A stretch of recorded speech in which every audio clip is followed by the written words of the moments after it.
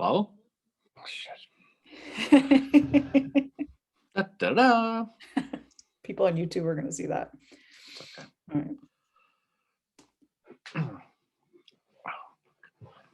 right. Welcome to episode 56 of the Civil War Breakfast Club podcast, joined by my co-host Mary, who at 5'4" has also been accused of being Lytle, and likewise is a poet whose poetry always includes the word Nantucket. I am nothing more than Darren. Sup, Fincher. Oh my God. I don't know what to say to that. What? Nantucket. I'll explain the joke later on. You Canadians No, don't I get know good the quality American Nantucket humor. joke. I know the Nantucket joke. Anyways, how are you? What's going on? I'm good. How are you? Oh, I was good until like 30 seconds ago when that bombed. Speaking of Norm Macdonald dying, holy crap. I got the Nantucket thing. I'm kidding. No sense of humor. And that's your problem. You have no sense of humor. I'll tell you right now. Oh, whatever, fucker. Okay, well, welcome aboard. We'll just edit that one out. No, of course we will. So what's going on? You didn't answer my question. What's going on? Well, tonight we are taking, taking things a little bit differently tonight by talking about one specific person. Who's that? William Haines Lytle. Never heard of him. William Haines Lytle. We're gonna have, it's funny. We've talked about battles. We've talked about all kinds of different things. We haven't really done an episode where we kind of profiled one single person and just stuck with it. Now we're going to talk about William Haines Lytle here in detail. They call him the poet warrior, Mary. I don't know if you heard that, but they call him that. Yes. And so when we go through all this, we'll talk about his life because he is certainly one of the, if not the most interesting people in the Civil War. He is. Somebody who, when we talk more about, you realize how famous he was, mm-hmm. and how history has sort of let him fall by the wayside in comparative speaking to some of his other peers. So he's an interesting guy we talked about. We've kind of hinted at him here and there in different podcast episodes, like the Chickamauga one and some other ones. Which we were recording a year ago, and when this episode drops, it's the anniversary of the first day of the Battle of Chickamauga. That's true. We are going to take what we like to call around these parts a deep dive and talk about William Haines Lytle. So we might even mention some pop culture. Oh, wow. Holy moly. Going old school. I like it. So let's talk real quick before we get started. That's where I was going. Okay. I thought I was hosting this one tonight. Okay, Mara, what are you drinking? I am drinking double Jutsu, which is by Bellwoods Brewery out of Toronto, and it's an 8% IPA. And I think General Lytle would have appreciated that beer because he enjoyed himself a little bit of a drink. And I shouldn't just say here and there, but he was known for drinking. He certainly was. And what are you drinking out of a specific mug today? I don't have a cool mug like what you have, because I have seniors already. I can't seem to get mine to show on camera here, but it is my George Henry Thomas mug because we are talking when Lytle dies. He is killed on September 20th, 1863, and that's when actually Thomas is most well known for at Chickamauga, is what happens on September 20th, 1863. Love the rock from Mill Springs. Yeah. I am drinking. It's called Mas Macho Double IPA from New Realm, and it's from Atlanta of all places, Mary. And there's no correlation to anything except that's what I had, so that's what I'm going with tonight. And I'm drinking out of my Freemason mug because William Haines Lytle was a Freemason. We will talk about that during the episode as well. So, as we hinted at, we're going to talk about Lytle tonight. Now, interesting guy. We'll talk about his background. We're going to talk about some of the things he did leading up to the Civil War, what he did during the Civil War, and his impact after the Civil War. So, we're going to have some quick bio information. Born on the 2nd of November in 1826 in Cincinnati, Ohio, Mary. How about that? Queen City. The Queen City. Part of the elite Lytle family.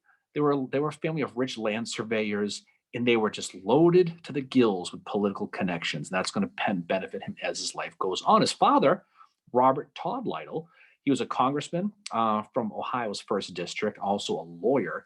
And for young William, he grew up with the world, the sky is limit. I mean, the world was his oyster. Had such a great, I can't imagine what his childhood was like because apparently as a kid, he met President Andrew Jackson, and afterwards he would walk around the house he lived in shouting Jackson. He all the was. I mean, time. he had it all. Handsome, blue eyes, brown hair, trim beard. One patriot hat short of me is what he really was, Mary. Think about it. But he was a very likable guy, and everyone liked him. Mhm. He attended Cincinnati College, which is now called the University of Cincinnati, where he studied law, became a lawyer after graduating and passing the bar exam. But he had that military blood in him as well. So he decided to join that 2nd Ohio Volunteers as a captain to go Mhm. off and fight Mexico. Like many of the guys we talked about during Yeah. this podcast, they all end up in Mexico. We're not going to spend too much time talking about his Mexican days because we're going to talk about some of his more off the field stuff. Yeah. After the war, he won a seat with the Ohio State Legislature. But the other passion he really had, and this is what really makes him different, what we kind of hinted at the intro, is he had a real passion for his ability to write and connect with people. And that was something that He really did. makes him unique. He did. And I think one thing to mention about him too is by the age of 15, he's having to shoulder a lot of responsibility because both his parents are dead by that point. His father passed away of tuberculosis when Lytle was 15, and his mother died 2 years later of the same disease. And so he's left to raise his two sisters, Josephine and Lily. The two of them just absolutely worship them, especially Lily. Like there's a lot of correspondence from the Civil War where he is writing to Lily and Lily is writing to him. He does have the help of his grandmother to raise these two girls, and they live in a mansion in Cincinnati. Like as you said, becomes a lawyer. He doesn't really see much action in Mexico at all. But yes, the poet is what he's known for, and it's what makes him into this celebrity. Now you look at somebody like William Tecumseh Sherman, who is known as a celebrity general, but it is after the Civil War. Lytle is a celebrity when he goes into fighting the Civil War, and that's because of his poetry. This is Elvis joining the army. Is It kind of is, what it yeah. is in a lot of Think ways, right? think of a celebrity that we know today, and that's what this guy is like. He's a household name, north and south. He's kind of like Carly Rae Jepsen. He's that famous, I right? wonder if he ever called me, maybe. Probably what if he said that did. to any of his girlfriends? Which, by the way, his love life is, one of the things that plays into this image of him as a poet. Just really quick, he never marries, never has children that we know of. He was a little bit of a party boy, if you know what I mean. Kind of like I don't. Kind of like Governor K. Warren.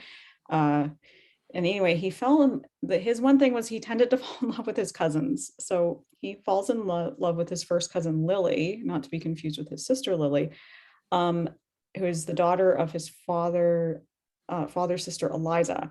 Anyway, Lily's father opposes the relationship for obvious reasons. And also because Lytle's reputation as a party boy and a heavy drinker. They break off their engagement in 1853. Sarah Elizabeth said Doremus is the other girl that he gets engaged to. She's a distant cousin. She's niece of the New Jersey governor, Daniel Haines, and that's where the family connection comes into. Early in 1855, so Lytle asks Said to marry him, and she declines. She was just bluffing. She was doing the whole, oh no. And then she expected that he would come at her again to ask, and he never did. He broke it off. He said, we're done. And he wrote his sister Lily and said, love, that star with me has set forever. So Said is going to come into this later at the end of Lytle's story. We will see her again. But anyway, that is another thing that I think that I read about factors into this whole image of him being this poet general. Writes his first poem at the age of 14 called The Soldier's Death. So right there, what you said, warrior poet, is really coming out. And his service in the Mexican War, even though he doesn't see much combat at all, if any, that inspires poems too. But he's best known for a poem called Antony and Cleopatra, written in 1857. So he writes this poem, and it becomes a national sensation. I mean, it goes completely viral. It just does. And what this does, it just catapults him into that national overnight celebrity.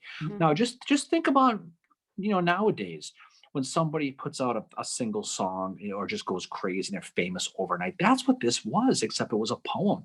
Now Lytle, he finds himself being escorting these women to these balls and galas, and he's that guy. But he's Yep. also a man's man. He's also going to the dive bars, like the ones in Goderich on a Friday night, with his friends to play billiards and pool. That's who he is. So he's a man of the people, men and women.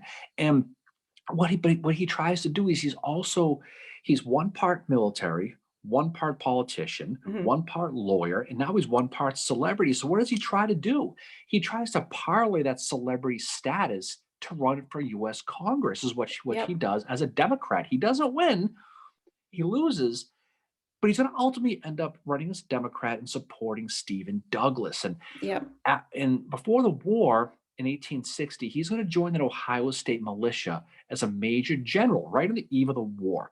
So he's kind of got so many things going on at the same time. Now, when the war does finally begin, he's promoted to a colonel of the 10th Ohio. We'll talk a lot about the 10th Ohio tonight. Yep. It's a big regiment.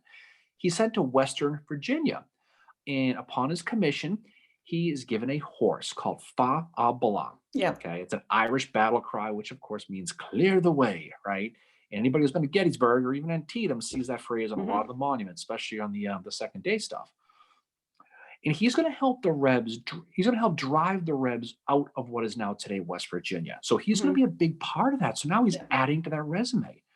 September 10th, 1861, the Battle of Carnifex Ferry, which sounds a lot like Carfax if you think about it. But it's Yep. Carnifex, right? He'll fight under William Rosecrans, which is a foreshadowing of something that's going to come later on. We'll talk about. Yep. He's going to fight those rebels under John Floyd. Remember John Floyd, Yep. the former governor of Virginia, now over to the dark side. Rosecrans is going to defeat Floyd at this battle. We're not going to talk too many details about the battle, and it's going to drive him out of Western Virginia. Floyd is going to blame Brigadier General Henry Wise, who was also a former governor of Virginia. It's governor upon governor hate there, who says Wise refused to give him support. Wise and Floyd just hate each other. They just did because they really couldn't agree on who was kind of the superior of the Mhm. battle. But this is the battle where the first time really where Lytle is going to be injured. He's going to take a hit here. He's going to be wounded in the left calf while riding that Bala horse. And because of that, he's going to be off the sideline for 4 months to recover with this. While he's gone, he's going to be assigned. He's going to be assigned to like a commander of Kentucky. He's going to end up Mhm. in Kentucky at a military training camp in a town called Bardstown, Kentucky. So he'll be off the field for a little while, and he's going to miss a lot. Where he will eventually get back to the field, where he's going to get a brigade now under a guy named Major General Ormsby Mitchell. His division under that he was a commander of he was a former Department of the Ohio. So real quick about Mitchell, um, he was the guy. I don't know if you knew this, Mary. He was the guy who conspired with James Andrews to steal to train the general, Mhm. right? That train in Georgia from that Andrews raid. Now Lytle is while this is going on, he's going to help Mitchell organize his attacks on the Chattanooga Railroad, kind of while Andrews is still in the train. So Yep. he kind of has a little intrigue into this, which is kind of cool at the beginning of his Civil War career. Yeah. And the interesting, so I mean, Lytle is wounded at Carnifex Ferry. Am I getting that right? I was paying attention to you correctly. Yes. Go on. Anyway, but that's not that's the first time he gets wounded in battle. He has a self-inflicted wound as he Right. makes his way to the Civil War. Or as he's first joined the army. Anyway, he manages to shoot himself nearly in the foot one day when his pistol just kind of goes off in its holster. And then he's riding one night in the dark and the horse trips. No word if the horse was into his flask or not, and fell down. And Lytle managed to just barely misses getting crushed by the horse. So this is another thing with him, is he's kind of always like putting himself out there, and he's a little bit, I don't know if I want to say like accident prone almost, but he does get injured a few times, as we're going to see in the Civil War, and the first one is self-inflicted. Now, jump ahead to October 8th, 1862. We're going to talk about the Battle of Perryville. Now, we're not going to talk in too much detail about this battle because someone told me we were going to be doing a whole episode of Perryville in a couple of weeks, and I was not allowed to talk a lot about Perryville tonight. So I'm going to talk in generalities just so I don't get my butt yelled at. Okay. So he's going to fight at the Booker. Battle of Perryville. Okay, well, let's see.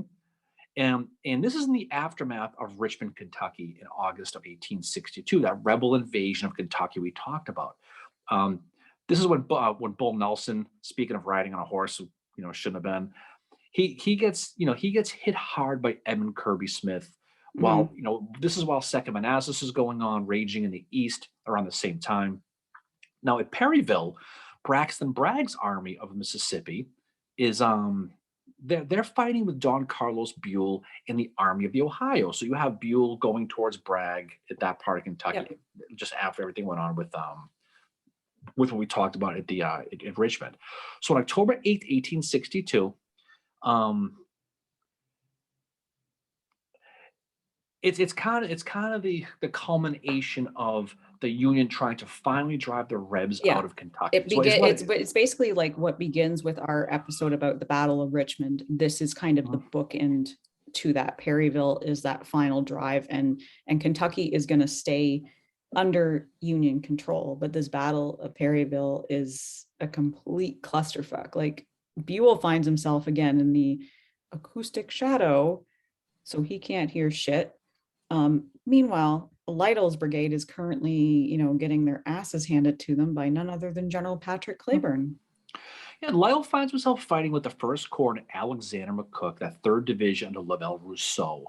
So he's got the 17th Brigade command. He's got the 42nd, 82nd, 42nd, and 88th Indiana, 15th Kentucky, and the 3rd and 10th Ohio. Now we're not, again, the details we'll talk more about down the road. But Lytle, for lack of a better phrase, is ordered to march to Perryville by Rousseau, thinking the Rebs had vacated the dance floor at this point. They're going to go and see what the scoop is. He's going to get there, and he's going to be standing on a ridge line, and he's going to look down. He's going to see a whole bunch of Rebs, probably a big barbecue going. Maybe it was a NASCAR event, but whatever was going on under Patrick Cleburne and Bushrod Johnson. Well, then clearly there was Lucky Charms. Oh, sure there was. That's probably exactly what it was. But they're looking down into this ravine, this canyon thing, and he sees all these Rebs. And they're deploying into battle lines. So the Rebs have not vacated the dance floor. They are just coming out to the dance floor. Lytle ordered his brigade down that hill towards the Rebs. And it ends up into this 2-hour artillery thing, back and forth and back and forth. Lytle is told to hold the ground basically as long as he can. Okay, we see what's going on, just hold it, not at last, at all costs, just hold it as long as you can, even when the artillery takes off, because he's in charge of an infantry, so he's going to stay there. He's under a Michigander named Orlando Loomis, this artillery, and they do leave, and they leave the infantry completely exposed. So it's kind of the opposite in a lot of ways. The infantry leaves the artillery. It's kind of the opposite. Yeah. Lytle's going to hold out and set up his battle line at a place called the Russell House. That's where he's going to set up. And he's trying to get reinforcements. So he's getting no reply at all. It's Friday night, doesn't know where anybody is. Same deal, okay? He's trying, he's calling, no one's answering, no one's coming to help. No one's saying, call me maybe? I don't know if he apologized the next morning, but who the hell knows? But either way, that's exactly what happened. Now, during the fight, Lytle is going to get hit. He's going to be hit in the head with a piece of shrapnel behind his left ear, and it's going to leave his face completely and utterly covered in blood. Now, one of his sergeants, a sergeant by the name of Dunbar, is going to try to help him. Lytle's going to say, "Leave me, I am done for. Basically, go help somebody else. I'm not going to make it. I can do no more. Let me die here," was one of the things he said to someone else too. So he's basically left to die on the field with 265 of his 500 men. With more than 50% of his guys, he's left on the battlefield. Now, Lytle, to the surprise of a lot of people, doesn't die. He was dazed and confused, sitting on a rock. But as we call that, Tuesday night in Goderich. And he's holding on to his sword. He's just sitting there kind of dumbfounded, holding his sword, sitting on a rock. And this sword, Mary, is not as good as the one I carry around with the battlefield. Nothing as good as that. It's got a golden scabbard. It's diamond studded. It's a beautiful, beautiful sword. Yeah. But he's going to be caught while he's sitting there, unfortunately. And that's going to be really the big part of the story with him at Perryville. Yeah. So he's found by Captain Blakemore, who is the adjutant for Bushrod Johnson, also a fellow Ohioan, but a guy that chose to fight for the Confederacy. And Lytle does the whole thing like, oh, there's others on the field that need more help than me, but Blakemore can tell that he's really dazed and confused. So Lytle goes and offers Blakemore his sword, and he's like, no, I'm not gonna take it. He said, one who could command such men would never suffer such indignity. So he's not even going to take his sword from him, which was a common practice at the time. So Lytle is taken to Bushrod's tent, and Bushrod takes one look at him and realizes he's one step away from just sitting there holding a pinwheel a la Hooker at Chancellorsville. And he's like, dude, we need to get you to the brigade surgeon. So that's what happens. But this is like another interesting part of the story too. So he's not really taken prisoner, but he kind of is. No, the thing about Lytle is, we'll talk about this going forward. He's so respected on both sides. And I think that is what is playing into this, is that he's this guy that is, I think he's probably, when he goes in the Civil War, I don't know what you think, but I think he's probably better known than Grant and Sherman are at the beginning of the Civil War. He is, and he's also known in the South as a Democrat who's not an abolitionist. Yep. And that's a big part of this because, when he is captured and W.T. Blakemore catches him and he refuses to take the sword, Lytle actually praised the Confederates to Blakemore. He said the Confederates had matchless bravery and undaunted courage, he says. So he gets caught. He gets taken to a guy named Dr. Gentry, his hospital, where Gentry's going to take all Lytle's valuables and hold them safe for him. He's going to take his stuff away. There's that sort of one of William Hardy's staff guys tried to steal that sword. Bushrod Johnson found out about it and threatened to court-martial a guy until he gave his sword back. But to your point, Lytle's taken to a place called Harrodsburg, Kentucky as a prisoner. Now, he stays at the home of a guy named Colonel Bowman, and it's like an apartment sitting around hanging out. They're very cordial. It's not a jail. I don't want to say he was having a great time, but he is taken care of very, very well. The one thing that Lytle was afraid of, he was afraid that his wife, or his girlfriend, whatever it was, I don't probably know. Said and his sisters would be, because Lytle's not married, so it would be his Lily and Josephine. And it was whatever his the phrase was wife, but I think it was whatever women in his life were afraid that they thought he was dead, and he didn't want them thinking he was dead. So he asked the rebels if he could send a messenger through the lines to go see across the Don Carlos Buell, just to let them know, hey, let them know I'm alive, I'm okay, things are good. I'm hanging out watching Scooby-Doo with the Rebs here, just having a good time. I'm fine, okay? So the rebels offered to let him be the messenger, and Bragg approves it. And they're going to parole him immediately and tell him, you'll be ready to go within a half an hour. We're going to get you back there. He's going to ride back to the Union line on an ambulance wagon under a flag of truce. Now, the deal, he was being paroled, but he still couldn't get in future battles until he was formally exchanged. Yeah. So he was not formally exchanged until the 10th of January, 1863.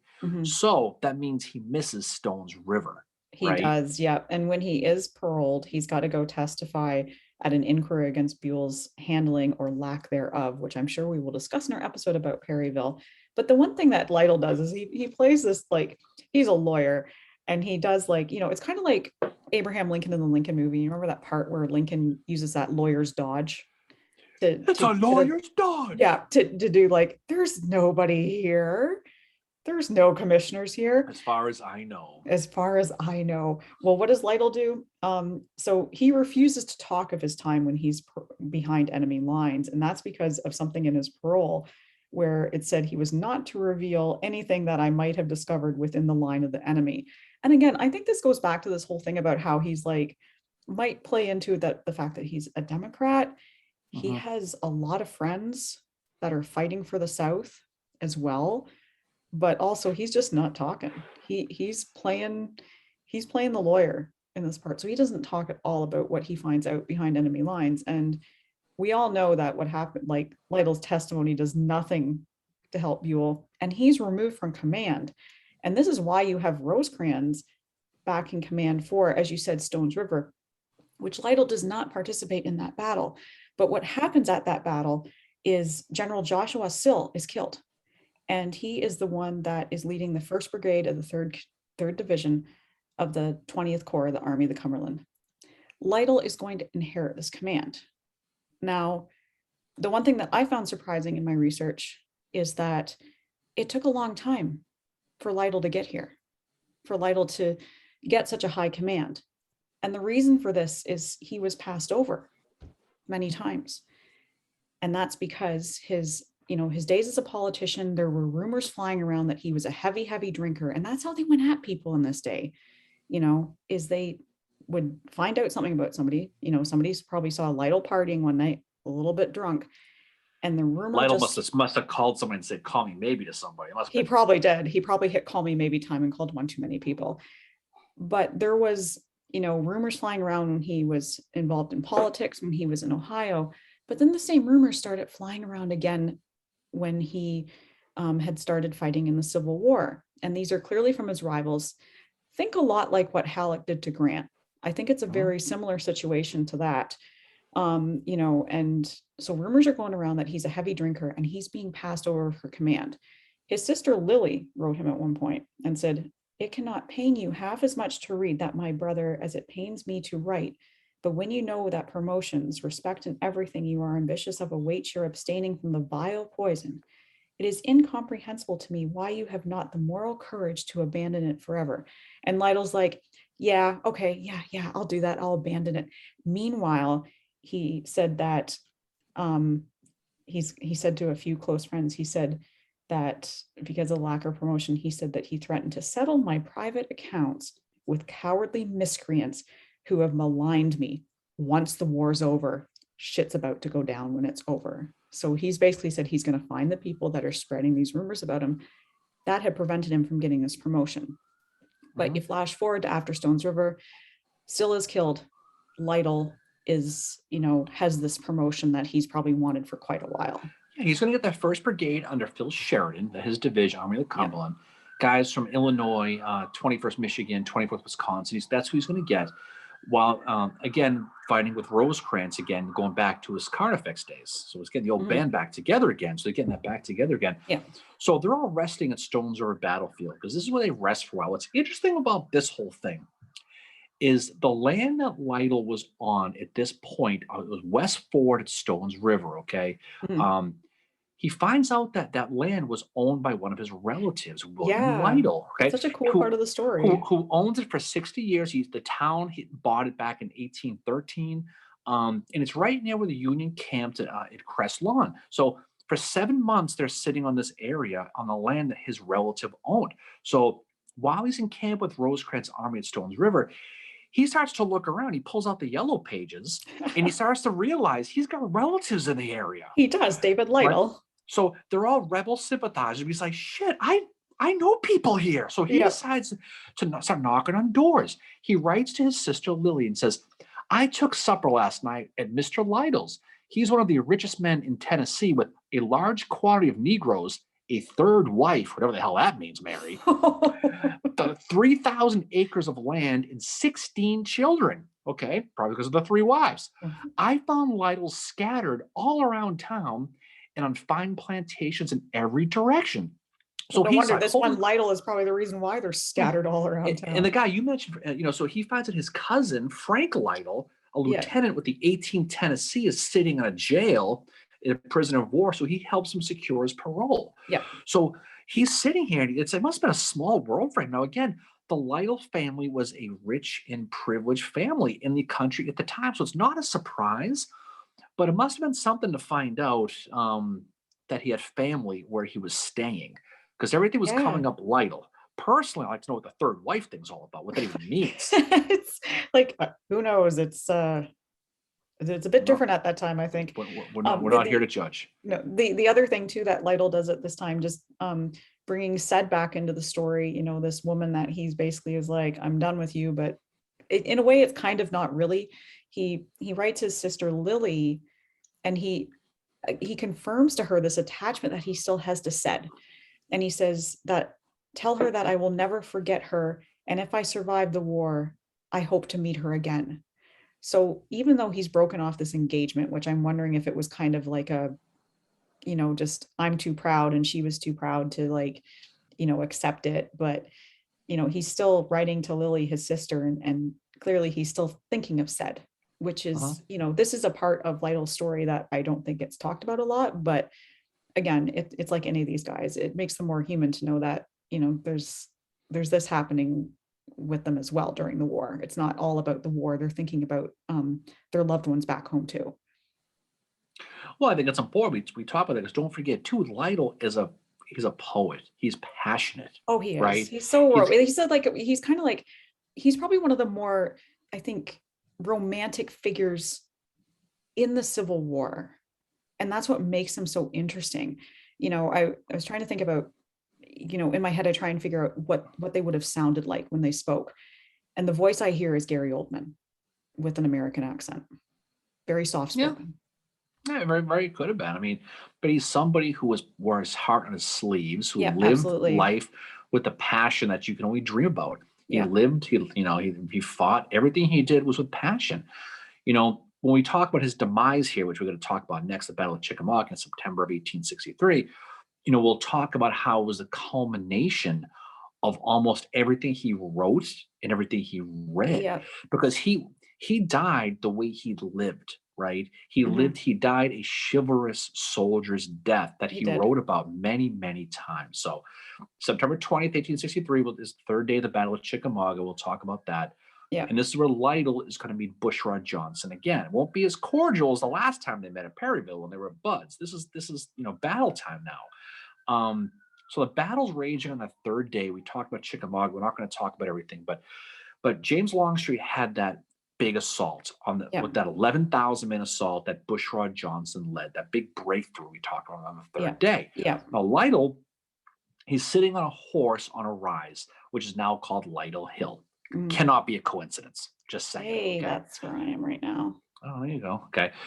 So he's sitting here, Lytle is on his horse, watching as the Union troops are getting smoked by this oncoming rebel wave, this gray wave of Yeah. 11,000 guys coming right up their savannah. Okay. And and So- and they're fighting right in the face of this rebel assault. Okay. And the Rebs are coming straight at him with that rebel yell, right? And he says, well, if I must die, I will die as a gentleman. And then you know what he does? He puts his gloves on, which I always thought was a Yeah, baller no, move. that's such a cool story. And apparently Lytle woke up that morning of the 20th very, very gloomy. And I mean, like poet, that's what you often think, right? They're kind of moody, kind of like me, I think. I'm no poet though, let's face Although it. you do say Nantucket a lot. I do. I do. Fucker. Anyway, the 19th of September, Lytle and his men are at Lee and Gordon's mill. They haven't seen much action in the battle. And of course, Lytle's probably feeling like, well, what the hell? But all of a sudden, they've got to it's like, we need you here and we need you here 2 hours ago kind of thing. So he's got to boot it to where he's going to be on the 20th. But his aide de camp, Alfred Purtle, said that it was almost like Lytle had a premonition of his death, because just before the battle began on the 20th, Lytle sat with Prittle and he put his arm around him, and the two of them had a father-son relationship. So Lytle's a man that has never had kids, and Prittle saw this guy as a father. And Lytle says to him, "My boy, do you know we were going to fight 2-1 today?"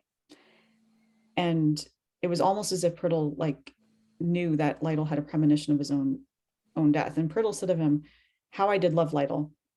He was as warm-hearted as a woman underneath it all." And it was Sheridan who passed the news on to Lytle, that Longstreet was at Chickamauga, and that's when Lytle realized that they were going to be outnumbered.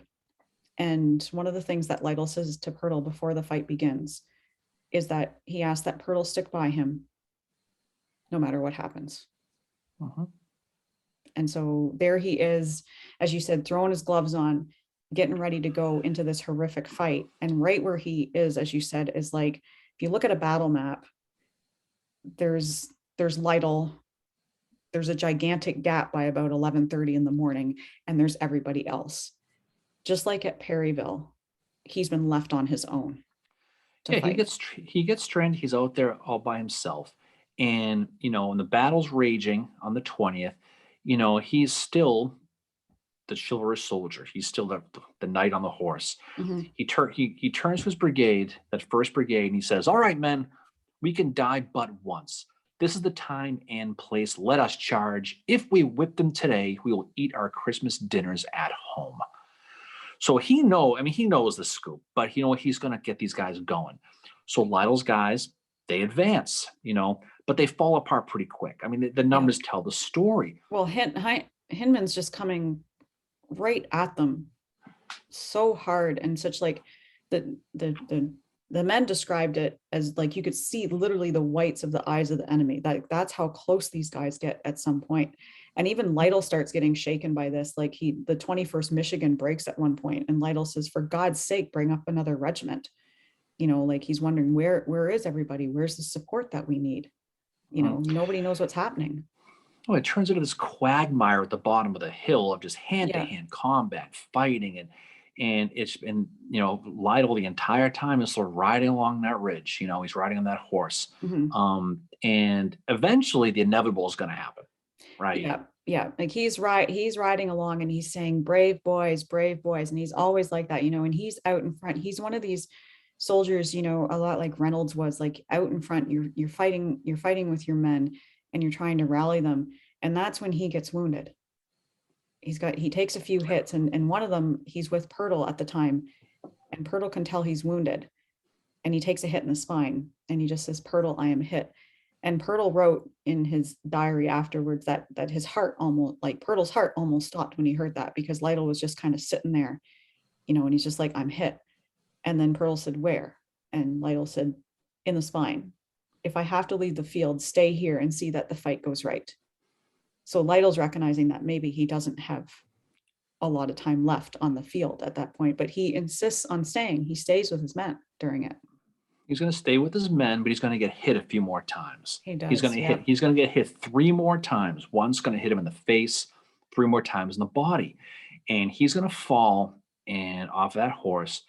And the report is blood was pouring from his neck. Yep. He was Okay. hit when he was hit as he was giving one of his captains, Captain Green, an order.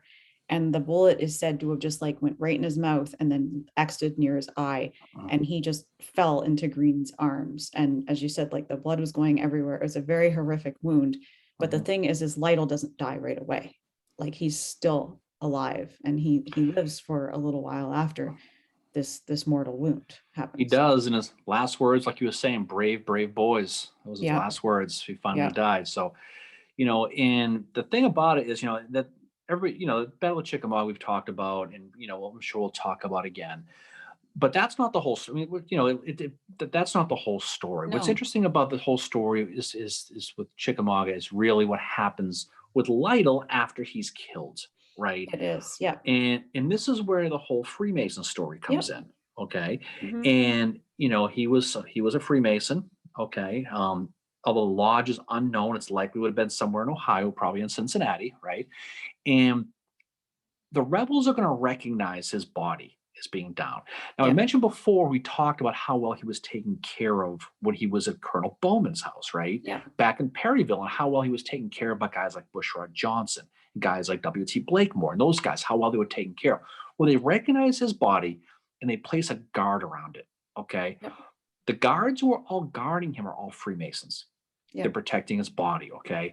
And that night, many of the Confederates are going to sit around a campfire and recite his poetry.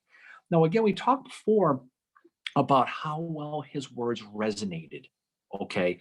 Now, back in, when he was 14 years old, you mentioned this poem before. Back in 1840, he wrote a poem called The Soldier's Death. Yeah. Okay.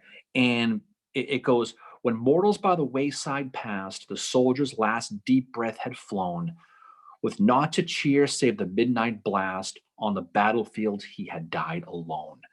And this was the big fear in 19th century America, that his poetry epitomized what was known as the good death, that Victorian era death, where you die with people, loved ones around you, at peace with God. That was the good death. And this is what the Civil War robbed the people of, because there was no more good death. So they lived that good death through Lytle's poetry. Yeah. And that's why it was so popular. So, what was absent from that normal type of life and death, it lived in his poetry. That's why he was so Yes. popular on the And battlefield. that's why he But, was so, you know, he's the, the soldiers relate to what he's saying. And, that mhm. one, that opening line from Antony and Cleopatra, I am dying, Egypt dying, was a catchphrase in homes in the North and South. This is another reason why Lytle is, again, it goes back to that celebrity. He's got this thing that's a catchphrase, but, he's also written this poetry based off, age 14, like you're writing those words, like, and you've never had that experience as a soldier, but Mhm. you're able to write it and capture it. So the men are able to relate to it. And his poetry is recited at the campfires on both sides, especially, on the Southern side. And as you said, the good death, like Lytle's able to kind of capture that. He had a way of describing war in a very Shakespearean or Greek war hero Yes. way. Yeah, But it talked about valor and duty and fighting for something bigger than yourselves. Um, Dying in battle likely kept. I mean, I think the thing about it though is him dying kept a lot of the criticism away that guy like Joshua Chamberlain didn't get kept away. Right? absolutely. Now it was a night and day apples and oranges thing what they both did Yeah. because what he did is he talked about it during the time. So when in absence of the the concept of death at that time, they lived in his poetry. It wasn't just talked about later. You know, um, he has that one poem. I'm just going to read a quote from it. It says, "I gazed forth from my wintry tent upon the star-gemmed firmament. I gazed till the sun, the drums rolled at dawn. He comes, he comes." And he's talking about death. That's what he's Yeah. talking about. And this is the fear that the soldiers all lived with at the time. And when he died, and the rebel soldiers saw he died, it's almost like a part of what they were living for died as well, Yeah. right? Because his words epitomized to them what they were fighting for. He's living It, his words now, right? right. And he lived the way he died is the way he lived, and he Mhm. lived and he died the way his poetry was written. So it's not a surprise that the rebels in this case protected him, especially that he was a Freemason. He was protected Exactly. by that. And he's somebody who would have been a much bigger deal politically if he had lived. But he also had that living out his poetry type of life. His life, he lived the way he wrote, and he wrote the way he lived, and he died the way he wrote. And he died probably exactly the way he wanted to. Exactly. Oh no, I completely agree with you. I think he did. The story of him being a Freemason was initially what attracted me to studying him more, because I was very, very intrigued by that, hearing that the men who all guarded him were Freemasons, and that they were protecting his body, his poetry being recited on both sides, and just this high level of respect. You have Confederates coming to pay their respects hours after he's passed away. And the one thing that was found on him was a Maltese cross that had been given to him by the 10th Ohio, and it was given to him 11 days before he died. And I'm sure you will correct me if I'm wrong in this, but the Maltese cross is very much a Freemason symbol, is it not? Like, no, you're not going to say Perhaps. you're not going to say yes or no on that. I'm sorry, you cut out for a second. Okay, so he is given this Maltese cross, Right. whether it's the Freemason thing or not. I He's hate them, by the way. he's given this by his men of the 10th Ohio, who he's no longer commanding at this point, but they wanted to give him a Right. parting gift. So when they give that to him 11 days before he dies, he gives a speech and he says, "It may not be for all of us here today to listen to the chants that greet the victor, nor to hear the brazen bells ringing out the new nuptials to the states. But those who do survive can tell how their old comrades died with their harness on, the great war for union and liberty." So it's almost like even there, he's speaking very poetically, and he has a, whether he has a premonition of his death or not, I think that really ties into what you just said about he died how he would have wanted to. He died this kind of warrior poet on the battlefield. But the thing with Lytle is that he's not as well known as someone like a Sherman or a Grant or Chamberlain.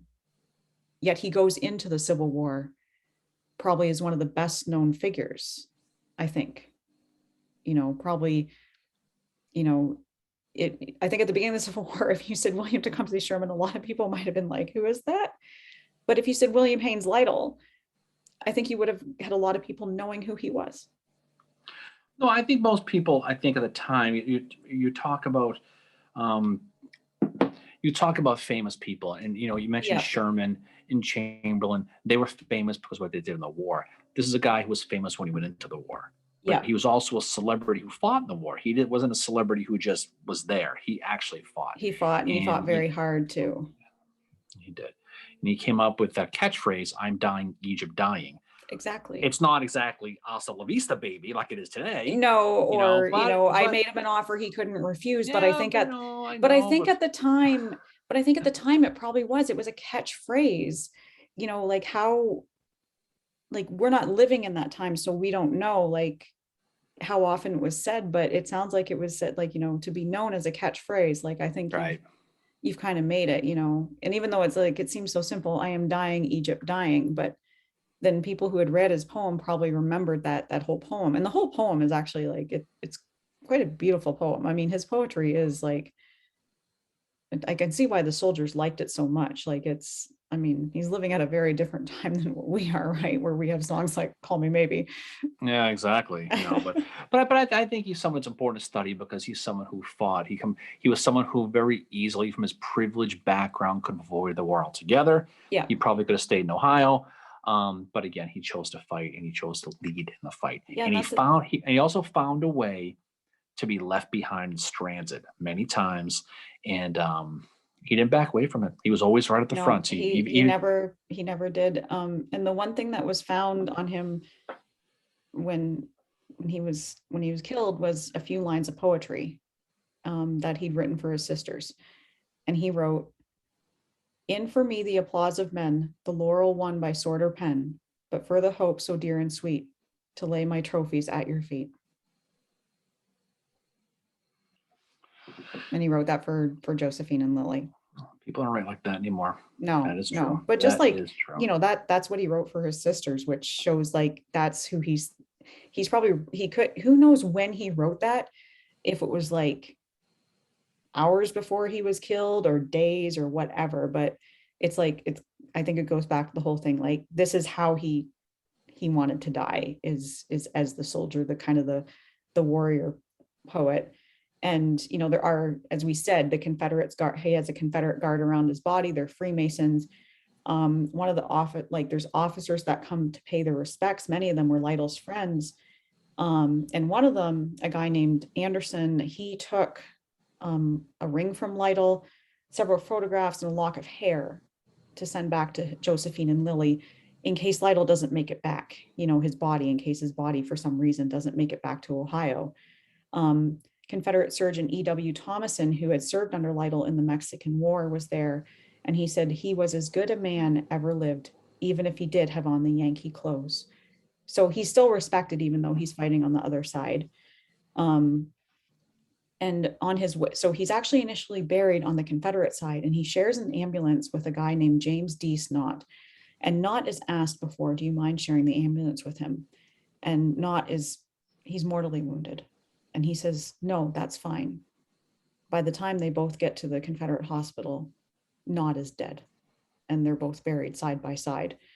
A few days later, Lytle's body is disinterred, and he's taken under the flag, a flag of truce, and given to the first regiment he commanded, the 10th Ohio.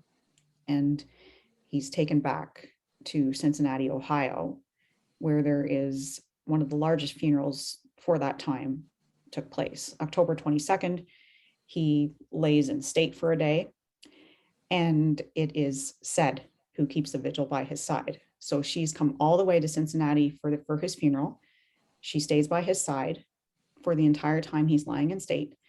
And the one thing that Said vowed when he broke off things with her was that she was going to wait until he got married before she did. She never marries. So it's a very sad, like, that's a very sad part of the story too, is, again, we see someone else affected by the death of a soldier. So very similar to what happens to James B. McPherson, as well as to Claiborne. Their fiancés are left behind as well. Now, Sad is not his fiance, but she's made this vow that I'm going to wait till he gets married, just so I know for sure kind of thing. But the fact she keeps a vigil and the fact that, he's still writing to her, or not writing to her, but writing of her to his sisters, says that she's clearly still on Lytle's mind while he's alive. So Lytle's going to be buried at Spring Grove Cemetery, which is an absolutely gorgeous cemetery in Cincinnati, Ohio. James Garfield, future president of the United States, is going to be one of his pallbearers. Joseph Guthrie, who was, I believe he served on Lytle's staff, is going to lead the riderless horse at the funeral procession, in which Lytle's boots are going to be placed. They place them in backwards for the riderless horse. And as I said, one of the largest funerals at the time in Cincinnati. And his monument there is close to the entrance of Spring Grove, and it's absolutely beautiful. I've never seen it before, but I've seen pictures. I've been to the cemetery, but for some reason didn't go see his monument. But yeah, he is a warrior poet. He's a true soldier. He's a Freemason, and he's a guy that goes into the Civil War as a celebrity. A lot of these guys are coming out of it as celebrities, like Grant and Sherman. This is a guy that's going into it like, think of a famous singer today.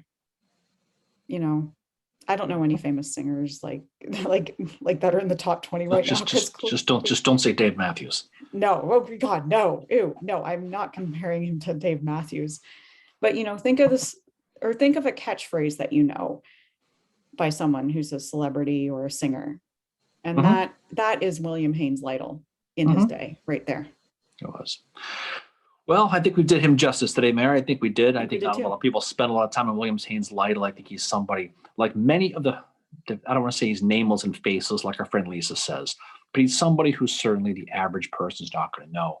Yeah. Somebody in the 1860s certainly knew him, but people in the 2021 era certainly don't. So hopefully we gave him his due. So that being said, what is next?